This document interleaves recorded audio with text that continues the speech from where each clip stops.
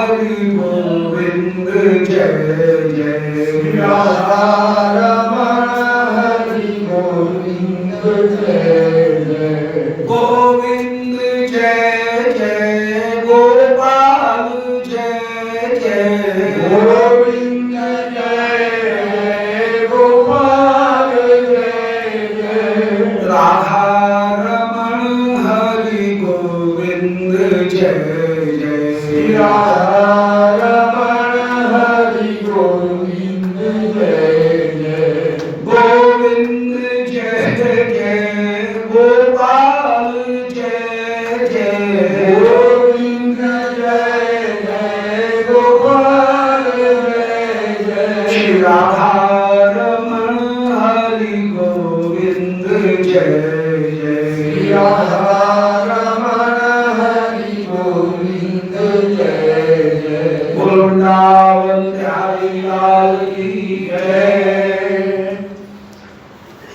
ओम नमो भगवते पुराण पुरुषोत्तमाय ओम जयति पराशर सूनु सत्यवती हृदय नंदनो व्यासो यस्यास्ति कमलगल्पं वाग्मय ममृतं जगत्पेवती विश्वसर्ग विसर्गादि नवलक्षण लक्षितं श्रीकृष्णाक्षरं परं धाम जगद्धाम नमामि तत् हृदयस्य प्रेरणया प्रवर्तितोऽहं बलापरूपोऽपि तस्य हरे पदकमलं वन्दे श्रीचैतन्यदेवस्य वन्देऽहं श्रीगुरो श्रीपदकमलं श्रीगुरुं वैष्णवांश्च श्रीरूपं साग्रजातं सहगण रघुनाथान्वितं तं सजीवं साद्वैतं सावधूतं परिजनसहितं श्रीकृष्ण चैतन्यदेवं श्रीराधाकृष्णपादान् सहगणललिता श्री विशाखान्वितांश्च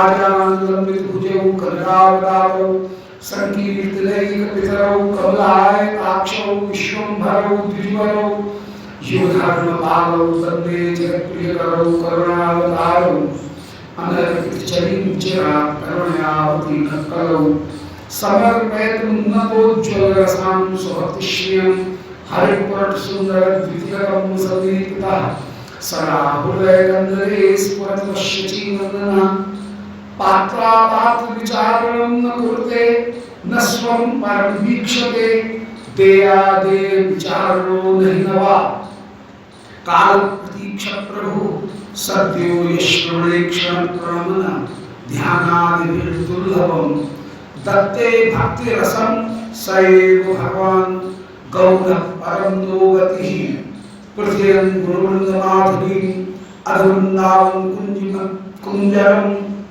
सह राधिकया भवान् सदा प्रिययाभ्यस्य केलि विभ्रमं नारायणं नमस्कृत्य नरं चैव नरोत्तमं देवीं सरस्वतीं व्यासं ततो जयमुदीरये वाञ्छाकल्पतरुभ्यश्च कृपासिन्धुभ्यैव च पतितानां पावनेभ्यो वैष्णवेभ्यो नमो नमः। हे श्री सनातन प्रभु करुणांकुराशे हे रूप दुर्गत जनैक दयालु हे भट्टी सुमते रघुनाथ दास श्री जीव में कुतुमंदमते दयानंदरा बोलो वृंदावन बिहारी लाल की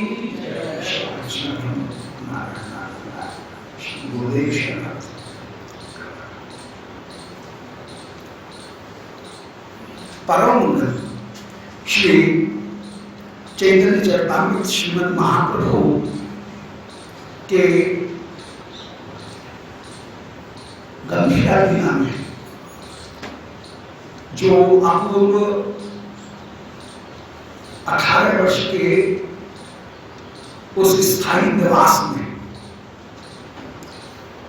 श्रीरंग में प्रेमोन्माद के लक्षण प्रकट हुए, उन लक्षणों का और उन प्रलापों का श्री कविराज गोस्वामी वर्णन कर रहे हैं। जैसा कि पहले निवेदन कर रहे हैं कि महाप्रभु के 48 वर्ष के पृथ्वी मंडल पर लीला के प्रसंग में 24 वर्ष की लीला है उनकी नवद्वीप में गृहस्थ आश्रम में लीला। 24 वर्ष के बाद में शेष 24 वर्ष वो है श्री महाप्रभु की संन्यास की लिया। उन 24 वर्षों में श्रीमद् महाप्रभु 6 वर्ष तीर्थ यात्रा करते रहे। शेष जो 18 वर्ष बचे उनमें श्रीमद् महाप्रभु श्री शंकर क्षेत्र, श्रीमद् जगन्नाथ क्षेत्र में एक स्थान पर ही रहे और वहां श्री राधिका भाव को धारण करके श्रीमद् महाप्रभु ने अर्थात कृष्ण ने कृष्ण के ही माधुर्य का आस्वादन किया। राधा भाव और धृति धारण करके श्री कृष्ण अपने ही माधुर्य का आस्वादन प्राप्त कर रहे हैं। अद्भुत। और उस समय श्री महाप्रभु जो कुछ भी बोल रहे हैं वे मानो राधिका भाव में बोल रहे हैं, राधा रानी ही उस समय बोल रहे हैं। विरह के उस प्रेमोन्माद में श्रीमद् महाप्रभु में अनेक अनेक संचारी भाव उदय हो रहे हैं जो विरह रूपी समुद्र से ही उत्पन्न होते हैं, कुछ दूर आगे बढ़ते हैं, एक नए भाव को जन्म दे देते हैं और पुनः उसी भाव समुद्र में डूब जाते हैं। जैसे कोई शांत सरोवर है, उसमें कोई एक कंकड़ डाले तो एक आवर्त लहर का उत्पन्न होता है, वो लहर का आवर्त बढ़ रहा है, तब तक दूसरा लहर का आवर्त उत्पन्न हो जाए। वो पहली लहर को आगे बढ़ाता है, वो लहर का आवर्त जल में ही लीन हो जाता है। दूसरा लहर, दूसरा जो आवर्त आ रहा है घेरा, वह आगे बढ़ रहा है, इतने में तीसरा आवर्त शुरू हो जाए। और इस तरह से एक भाव दूसरे भाव को उत्पन्न करता है, भाव से ही भाव उत्पन्न होते हैं। उस महाभाव के समुद्र में वे डूब जाते हैं और इस प्रकार श्री महाप्रभु अनेक अनेक प्रकार के भावों को समय समय पर प्रकट करते रहे। कभी उनमें हर्ष का भाव उत्पन्न होता है, आ श्याम सुंदर विराजमान है। कभी उनमें दैन्य का भाव उत्पन्न होता है, हाय मुझ में प्रेम नहीं है। कभी उनमें ग्लानि का भाव उत्पन्न होता है कि हाय कब वो प्रेम हमें प्राप्त होगा, मुझ में बिल्कुल प्रेम का स्पर्श नहीं है। कृष्ण प्रेम अत्यंत निर्मल है, मैं जो विलाप कर रही हूं वह तो केवल अपने महत्व की स्थापना करने मात्र के लिए कर रही हूं। उसमें कभी भी स्वार्थ का अंश होना नहीं चाहिए। शुद्ध प्रेम में यदि स्वार्थ कहीं आता है तो वो तो बहुत बुरा लगता है। जैसे धुले हुए कपड़े में स्याही की एक बूंद वो भी जैसे अलग से चमकती है, ऐसे मेरे दोष मुझे अलग से चमक रहे। इस प्रकार कभी ग्लानि, कभी निर्वेद, हाय अब इस संसार में क्या रखा है, ये निर्वेद का भाव। कभी हर्ष, कभी विषाद कि हाय प्यारे मिले और मैंने उनका दर्शन नहीं किया, उनकी सेवा नहीं की। कभी उत्कंठा कि कब शिव प्यारे मिले, मैं उनकी सेवा करूं। तो ये विभिन्न जो हर्ष, विषाद, उत्कंठा, आनंद, गर्व, कभी निर्वेद, इन सारे भावों को श्री प्रिया धारण कर रही हैं। कभी क्रोध, कभी ईर्ष्या, क्या आज दूसरों में इतनी प्रीति है, मुझ में प्रीति का एक अंश भी नहीं है। ऐसे अनेक अनेक भाव समुद्र से ही उठने वाली लहर के समान उत्पन्न होते हैं और वहां ही विशेषण आभिमुख्येन चरन्ति व्यभिचारिणः, विशेष रूप से मोक्ष प्रेम रस को आगे बढ़ाते हुए जो प्रचलित होते हैं वे भाव उत्पन्न हो रहे हैं। श्री महाप्रभु कह रहे हैं कि कहीं बार योग्य नहीं तथा भाव कहे। शुद्ध प्रेम तो वो महान वस्तु है जो एक बिंदु संपूर्ण संसार को डुबो सकती है। तत्वतः संसार में जो कुछ भी आनंद है उस आनंद की ही कहीं एक छाया है। लौकिक आनंद भी, जब लौकिक आनंद भी उसकी एक छाया है तो जो दिव्य आनंद है उसका तो कहना ही क्या। उसकी एक बूंद भी आ जाए तो सारा संसार डूब जाता है उसी प्रेम में। तो जहां भी आनंद है वो आनंद कहीं उसी की एक छाया है। जब छाया में इतना प्रभाव के आदमी उसके पीछे दौड़ रहा है, तो यदि मुख्य प्रेम का एक बूंद भी मिल जाए तब उसका कहना क्या। इसलिए उस प्रेम की महिमा का वर्णन कर सकते हैं, योग्यता नहीं है, वो हित तत्व अद्भुत होकर के विराजमान है। हित माने प्रेम,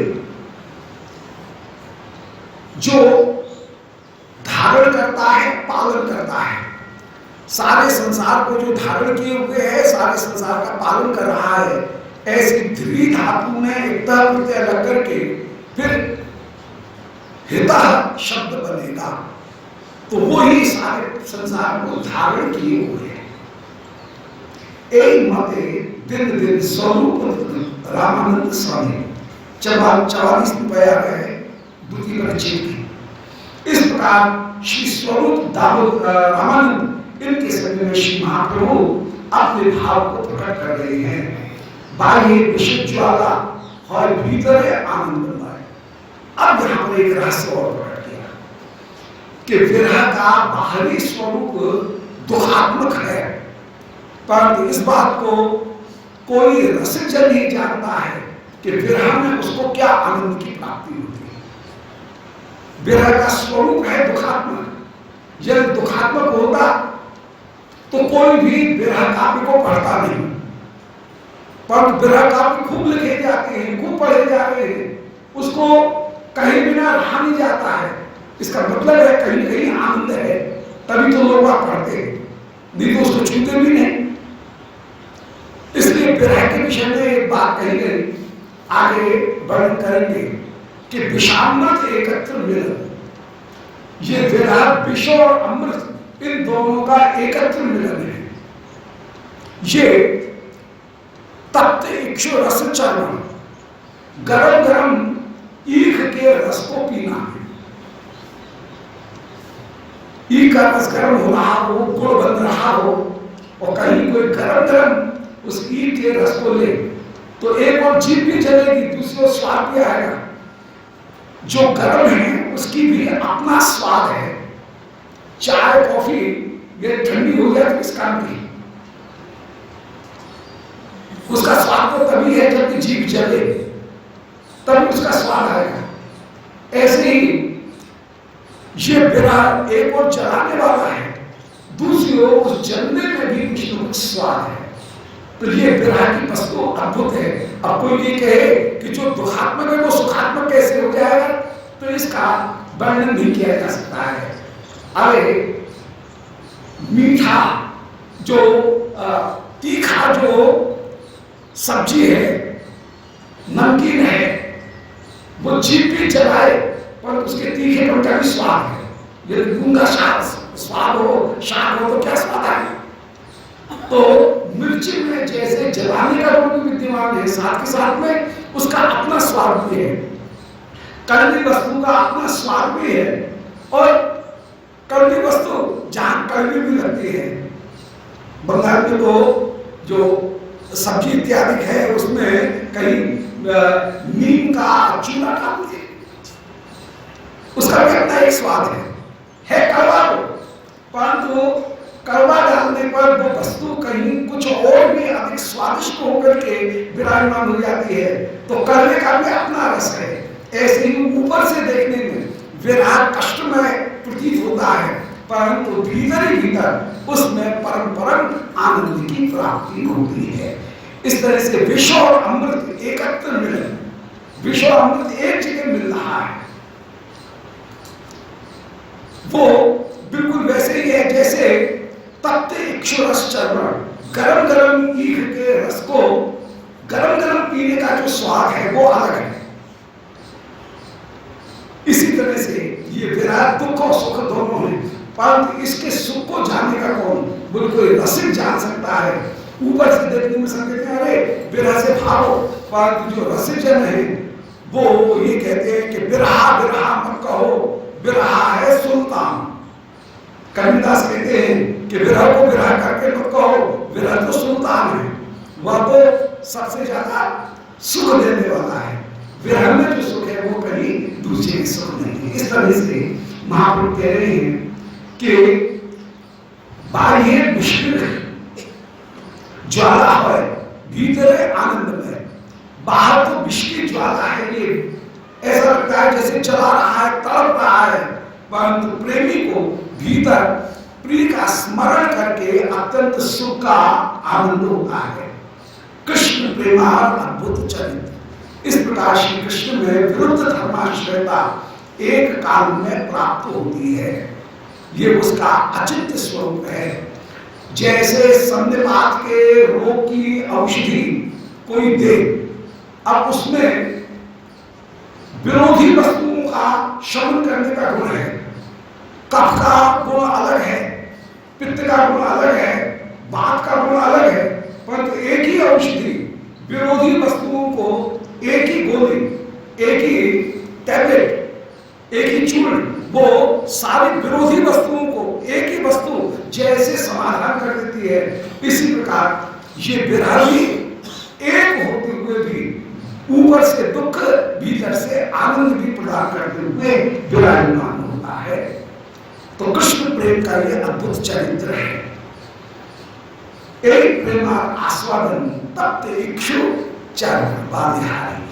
ये प्रेम का आस्वादन कैसे है? जैसे तप्त इक्षु चर्वण, गरम गरम ईख का रस कोई पी रहा हो, उसका अपना स्वाद है, गरम गरम। मुखे ज्वले नायाय त्यजन, मुंह जलता है उस गरम गरम ईख के रस को पीने में, फिर भी उसको छोड़ा नहीं जाता। ये विरह की अद्भुतता बता रहे हैं, विरह तत्व का निरूपण कर रहे हैं कि ऊपर से दुखात्मक होने पर भी वो परम सुखात्मक होकर के विराजमान है। से प्रेमा आत्मा ने ताल विक्रम से जाने।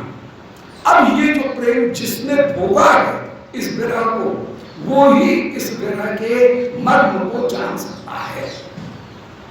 ये रसिक जन संवेद्य होकर के ही विराजमान, तर्क के द्वारा इसको प्रस्तुत नहीं किया जा सकता है।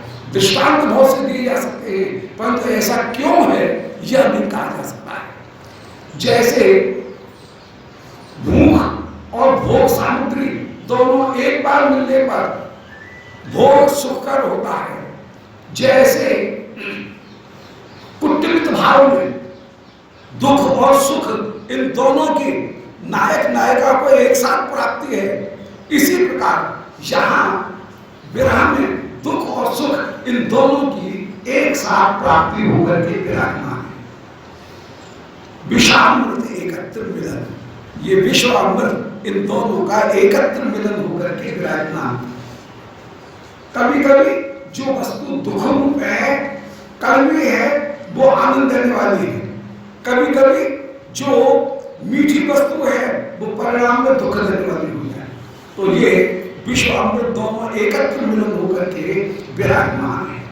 मानो विश्व अमृत एक जगह ही मिल रहे हो। अब इसी की विचित्रता का, अद्भुतता का वर्णन करते हुए कह रहे हैं श्री विरुद्धनाथन ने कि पीड़ा भिन्नव काल कूट कटता गर्भस्य निर्वासना निस्यंदेन मुदा सुधा मधुरिमा गर्भस अहंकार संकोचना प्रेमा सुंदर नंदन नंदन परो जागृति श्याम करे ज्ञायन्ते स्फुटमस्य वक्र मधुरा स्तेनैव विक्रांतया।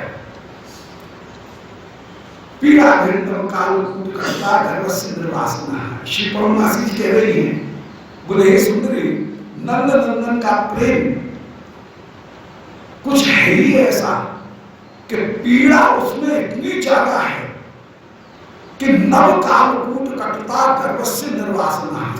नया जो अभी अभी उत्पन्न हुआ कालकूट है, उसकी कड़वाहट को भी वह निर्वसित कर दे, उसको भी तिरस्कृत कर दे। निर्वासना माने तिरस्कार करने वाला। इस विरह की कटुता के आगे जो कालकूट का कड़वापन है वह भी तुच्छ हो जाए।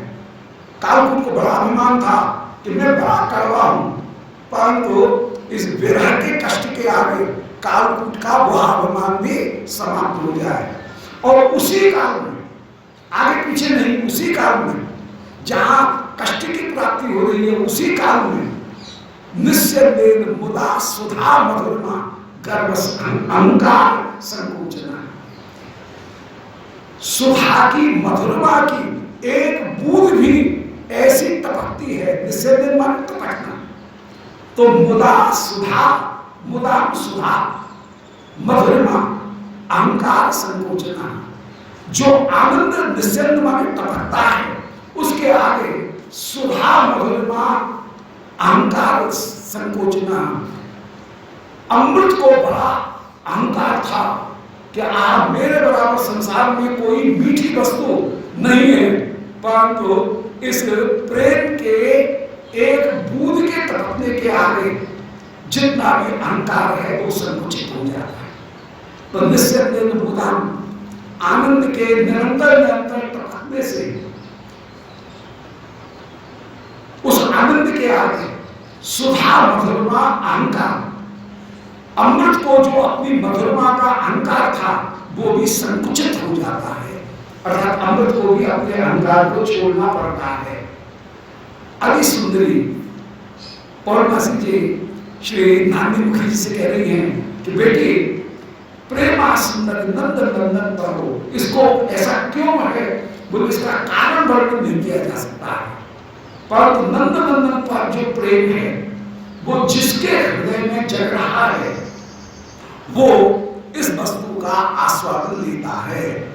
ज्ञायन्ते स्फुटम, स्पष्ट रूप से उसको ही इस प्रेम की वक्र और मधुर, एक और तो कष्ट देने वाली वक्र और दूसरी ओर मधुर, जो विक्रांति है, पराक्रम है, उसको वही व्यक्ति जान सकता है जिसके हृदय में प्रेम है। ऊपर से बताने से इसको नहीं बताया जा सकता है, शब्दों के माध्यम से इसको नहीं बताया जा सकता है, ऐसा क्यों है ये नहीं बताया। दृष्टांत तो बहुत से दिए जा सकते हैं, परंतु इसका कारण क्या है ये नहीं बताया जा सकता है। तो उसमें एक और दुख है और भीतर सुख है। तो ये विरह तत्व का एक बड़ा सुंदर श्लोक, विरह तत्व का स्थापन करने वाला श्लोक है कि विरह ऊपर से दुखात्मक है परंतु भीतर से परम परम सुखात्मक होकर के विराजमान। यदि वह सुखात्मक नहीं होता तो विरह काव्य को कोई पढ़ता ही नहीं, परंतु विरह काव्य बड़ी चाव से पढ़ा जाता है, एक बार हाथ में लग जाए तो उसको छोड़ने की इच्छा नहीं होती है। ऐसे ही ये एक काल में दुख और सुख दोनों को प्रदान करता है। कारण नहीं बताया जा सकता, पर उसका स्वरूप ऐसा नहीं है कि वह परम आनंद प्रदान करता है। ये काव्य देखे जगन्नाथ श्री राम सुभद्रा साथ, तब जाने आईनाम कुरुक्षेत्र। अब श्री शंकर क्षेत्र श्री जगन्नाथपुरी उसकी स्वरूप का वर्णन कर रहे हैं कि जगन्नाथ धाम शंकर क्षेत्र है, शंख के आकार का श्री जगन्नाथ का जगन्नाथ धाम पूरा विराजमान है, और उसमें श्री जगन्नाथ मंदिर उसकी भावना है जैसे कुरुक्षेत्र, गुंडीचा मंदिर शारदा वाली उसकी भावना है जैसे वृंदावन। श्री जगन्नाथ जी आप रथ के ऊपर विराजमान होकर के जैसे वृंदावन पधारे हैं, श्री राधा रानी श्याम सुंदर को रथ के ऊपर विराजमान करके जैसे ले जा रही हैं, महाप्रभु इसी भाव से नृत्य करते हुए विराजमान है। श्री जगन्नाथ मंदिर की जो भावना है वहां पर गरुड़ स्तंभ के पीछे खड़े होकर के, कभी गरुड़ स्तंभ के ऊपर अपना हाथ टेक करके, कभी भोग मंडप जो है उसके ऊपर हाथ टेक करके श्रीमद महाप्रभु खड़े होते हैं, और वहां पर यदि कभी श्री बलराम सुभद्रा के साथ श्री जगन्नाथ जी का श्रीमद महाप्रभु दर्शन करें तो उस समय महाप्रभु की भावना रहती है कि जैसे राधा रानी आज कृष्ण का कुरुक्षेत्र में किसी लता के पीछे खड़ी होकर के, किसी वृक्ष की ओट में खड़ी होकर के जैसे दर्शन कर रही है। तो जगन्नाथ देखते हैं उस समय श्री राम सुभद्रा साथ है, श्री राम सुभद्रा इनके संग में देखते हैं, तब महाप्रभु को लगता है कि आई लव कुरुक्षेत्र, मैं कुरुक्षेत्र में आई हूं, सफल है जीवन, आज मेरा जीवन सफल हुआ, क्योंकि मुझे प्यारे का समृद्धिमान संयोग प्राप्त हुआ।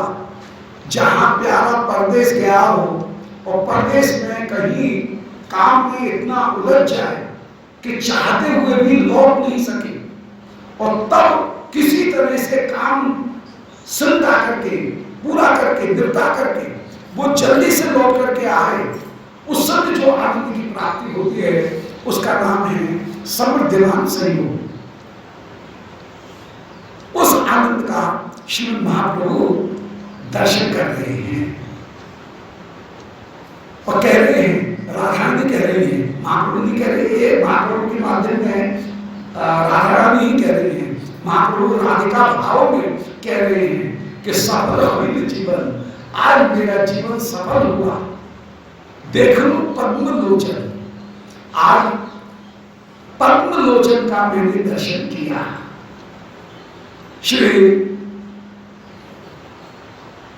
राधा रानी का मन भंग आज श्री श्याम सुंदर के मुख कमल उनमें ही जैसे अटक करके रह गया, जिस मुख कमल से नयनों से अपूर्व से कृपा रूपी अमृत मधु टपक रहा है, ऐसे पद्मलोचन का दर्शन कर रहे हैं। आज श्री महाप्रभु श्री कृष्ण की रूप माधुरी का वर्णन करते हुए कह रहे हैं, पद्मलोचन, जय पद्मलोचन, हमारे श्री जगन्नाथ प्रभु का नाम है पद्मलोचन। चक्राक्ष, चक्र जैसी आंख जिनकी विराजमान है, चारुलोचन कहकर के जिनका संग्रह रसिकजन दर्शन करते हैं, तो पद्मलोचन, वे पद्मलोचन होकर के विराजमान, चक्र जैसी जिनकी आंखें विराजमान हैं, ऐसे श्री प्रभु उनका दर्शन करके श्री राधा रानी का हृदय वही जैसे अटक रहा है। जुड़ाए तन मन नेत्र, आज तन मन और नेत्र वे ठंडे हो रहे हैं, जुड़ाए मन शांत हो रहे हैं, ठंडे हो रहे हैं, नेत्र भी मन भी और शरीर भी उनका दर्शन करके आनंदित हो रहा है। गरुड़ संधानी रहे करे दर्शन, श्रीमद महाप्रभु गरुड़ के खंबे के पास खड़े होकर के दर्शन कर रहे हैं। आचे निम्बो खाले से आंदर की पहले बोली, इस आनंद का क्या वर्णन किया जाए, उस आनंद का वर्णन नहीं किया जा सकता है। और वहां गरुड़ स्तंभ के पास में खड़े होकर के श्री महाप्रभु आनंद से उनके नेत्र के जो आंसू हैं वो ऐसे टपकते हैं कि गरुड़ स्तंभ के पास में ही एक गड्ढा है, वो गड्ढा पूरा का पूरा महाप्रभु के नेत्र के आंसुओं के जल से भर जाता है, इतने आंसू बहते हैं।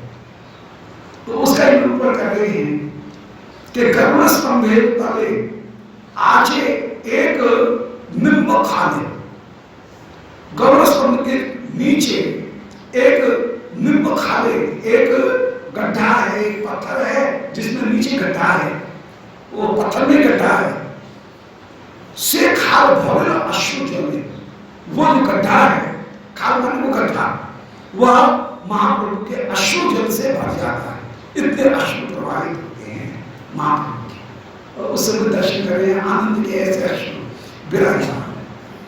गरुड़ स्तंभ तले आचे एक निम्ब खाले, से खाल भवन अश्रु जल, आंसुओं के जल से वो भर जाता है। ऐसा दिव्य उन्माद का भाव श्री महाप्रभु के श्री अंग में उदय होता है।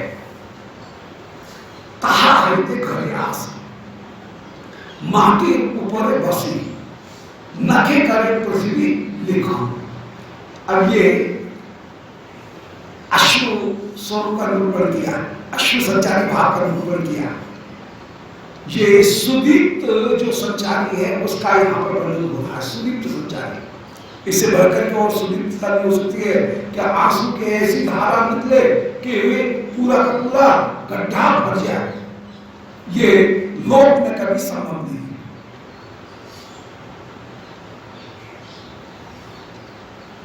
अब श्री महाप्रभु उनमें व्याकुलता कैसी है उसको कहते हैं कि महाप्रभु जहां जब श्री जगन्नाथ जी का दर्शन करके लौट करके आते हैं उस समय श्री गंभीरा की जो भावना है वो भी जैसे श्री विरह की भावना है।